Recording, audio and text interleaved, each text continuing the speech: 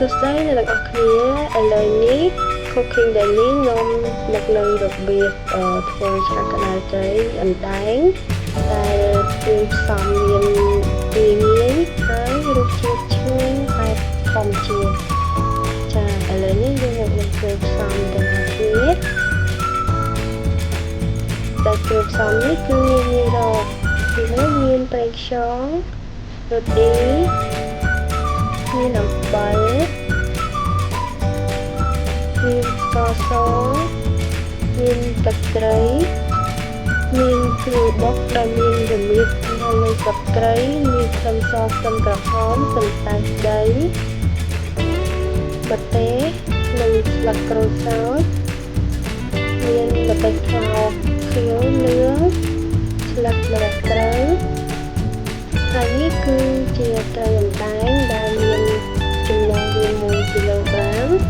យើងយកវាទៅលាងឲ្យស្អាតជាមួយនឹងទឹកក្តៅអូខេពេលថាគ្រឿងផ្សំទាំងអស់នេះគឺយើងងាយរកនៅក្នុងផ្ទះរបស់យើងមិនចាំបាច់ដាក់គ្រឿងអីផ្សេងទេឥឡូវនេះយើងយកវាទៅហាន់ទៅដូចជាបុកចំពោះគ្រឿងផ្សំបុកដែលយើងផ្សំហើយស្លឹកម្រះត្រូវយើងត្រូវលាងវាឲ្យស្អាតបន្ទាប់មកយើងយកផ្ទះទៅហើយយើងយកគ្រឿងទៅបំពងជាមួយនឹងខ្ទឹមសខ្ទឹមក្រហមយើងចាប់ផ្ដើមបំពងវាឲ្យមានក្លិនឈ្ងុយបំពងវាឲ្យឡើងក្រហមហើយមានក្លិនឈ្ងុយចឹងទៅនឹងកូរវាឲ្យសព្វចឹងមកបន្ទាប់មកយើងចាក់ទៅចូលទៅធ្វើនោះចាក់ស្ករសចូល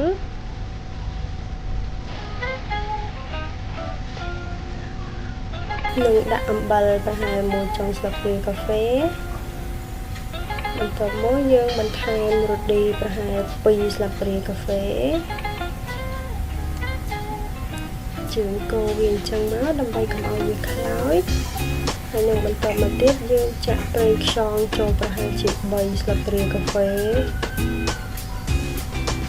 នឹងដាក់ម្ទេសចូលម្ទេសនេះគឺម្ទេសហឹរដែលយើងប្រើប្រហែលជា10ផ្លែព្រោះថាកុំឲ្យវាហឹរពេកបន្តមកទៀតយើងចាក់ត្រីចូលហើយយើងកូរវាឲ្យសព្វតែកូរថ្នមដើម្បីកុំឲ្យវាបែកសាច់ហើយយើងត្រូវថែមទឹកបន្តិចដើម្បីឲ្យត្រីនោះវាឆ្អិនណាហើយទុកប្រហែលជា5នាទីយើងចាប់ផ្ដើមចាក់ម្ទេសចូលចាក់ម្ទេសទាំងពីរមុខហ្នឹងចូលទៅក្នុងត្រីហ្នឹងបន្តមកទៀតយើងដាក់សណ្តែកដីហើយនិងស្លឹកក្រូចសើចដែលយើងហាន់ហើយហ្នឹងដាក់ចូលទៅហើយយើងកូរវាថ្នមបន្តមកទៀតយើងដាក់ស្លឹកម្រះព្រៅចូលស្លឹកម្រះព្រៅនេះគឺយើងដាក់ចុងក្រោយគេបង្អស់ដើម្បីកុំឲ្យវាស្លោពេកបានន័យថាយើងដាក់ស្លឹកម្រះព្រៅហើយយើងដាក់វាចុះតែម្ដងឃើញថាឥឡូវនេះឆារបស់យើងបានឆ្អិនហើយវាមានក្លិនឈ្ងុយហឹរផ្អែមប្រៃ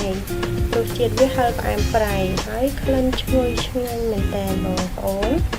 ចាហ្នឹងហើយយើងដាក់ម្ទេសហាន់ម្ទេសដាក់2ផ្លែចេះមកអូខេអរគុណសម្រាប់ការចូលទស្សនាសូមកុំភ្លេចជួយ Subscribe ដើម្បីទទួលបានព័ត៌មាននិងវីដេអូថ្មីៗអរគុណសូមជម្រាបលា